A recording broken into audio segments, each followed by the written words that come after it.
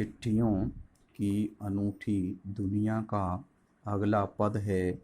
लेखक कह रहा है कि जहाँ तक पत्रों का सवाल है, सवाल मीन्स प्रश्न, कि हम पत्रों के प्रश्न के बारे में अगर आपकी बारीकी से उसकी तह में जाएं, तह मीन्स परत परत, अगर हम पत्रों की परत दर परत व्याख्या करें, सालदार सल उनके बारे में जानें, तो आपको ऐसा कोई नहीं मिलेगा, तो आपको ऐसा कोई भी व्यक्ति नहीं मिल सकता जिसने कभी किसी को पत्र ना लिखा हो और या ना लिखाया हो। उसने लिखा होगा, नहीं लिखा होगा तो लिखाया होगा। अगर कुछ नहीं किया होगा तो कम से कम पत्रों के आने का बेसब्री मीन्स व्याकुलता के साथ इंतज़ार जरूर किया होगा। हमारे सैनिकों के बारे में तो कहा जाता है कि पत्रों का बड़ी उत्सुकता के साथ उन्हें इंतज़ार रहता है। जब भी कोई पत्र आता है तो बड़ा उन्हें इंतज़ार रहता है कि घर के बारे में वो सूचनाएं ला रहा होगा। इसकी कोई मिसाल नहीं है, मिसाल में उदाहरण, इसका कोई दूसरा उदाहरण नहीं दिया जा सकता। एक दौर था जब लोग पत्रों का महीना इंतज़ार करते थे। एक समय था जब लोग महीनों बैठ कर के पत्रों का इंतज़ार किया करते थे। अब वो है बात नहीं, लेकिन जब से टेक्नोलॉजी का विकास हो गया तब से वो सारी बातें समाप्त हो गई हैं। क्योंकि साधनों के विकास ने दूरियां घटा दी हैं। जो साधन हो गए हैं आवागमन के, इससे हमारे बीच की जो दूरी हैं वो कम हो गई हैं। लोगों के लिए संचार का इकलौता साधन ही चिट्ठी थी। उससे पहले जब टेक्नोलॉजी का विकास नहीं हुआ था तो संचार का केवल इकलौता एक ही साधन चिट्ठी ही थी। पर आज तमाम साधन है वो हमारे बीच में विकसित हो गए हैं। इससे चिट्ठियों के प्रति लोगों का रुझान कम हुआ है। आज देश में ऐसे लोगों की कमी नहीं है जो अपने पुरखों मीन्स पूर्वजों की चिट्ठियों को सहेज कर, संभाल कर, सजो कर मीन्स देखभाल करके विरासत मीन्स पूर्वजों से प्राप्त संपत्ति, ऐसे बहुत सारे लोग हैं जिनके पास अपने पूर्वजों की बहुत सारी चिट्ठियां हैं। उन्हें वो बड़े संभाल कर, बड़े सजो कर के रखे हुए हैं जैसे वह उनके पूर्वजों की कोई संपत्ति है। फिर बड़े बड़े लेखक हुए हैं, पत्रकार, उद्यमी मीन्स कल कारखाने लगाने वाले, कवि, प्रशासक, सन्यासी या किसान, इनकी पत्र रचनाएं अपने आप में बड़ा ही एक शोध रिसर्च का विषय रही हैं।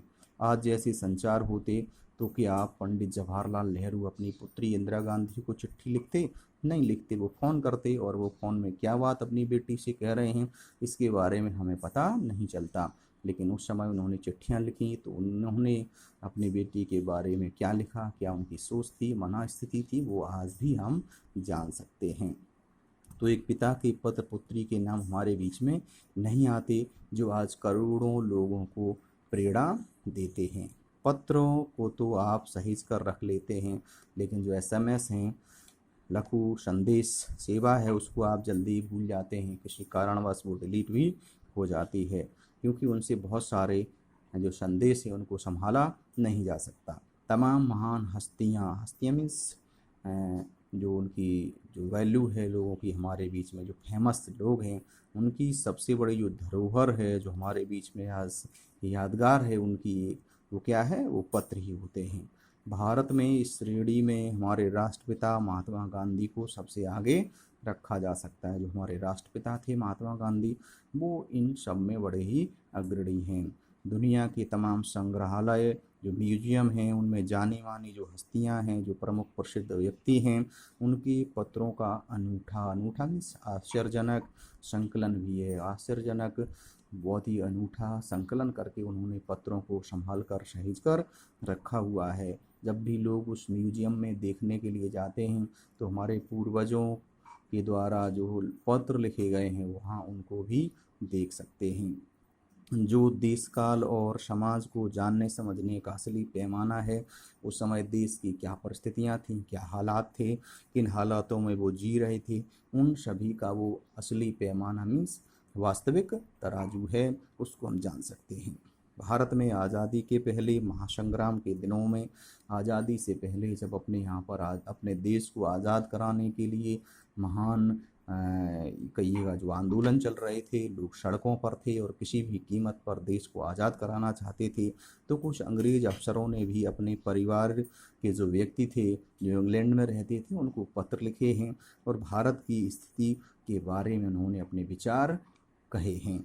तो वह एक पुस्तक के रूप में संग्रहित कर लिए गए हैं। तो उस समय की अंग्रेज़ों के जो अफ़सर थे, जो प्रशासक थे, उनकी मनोदशा का भी अध्ययन किया जा सकता है।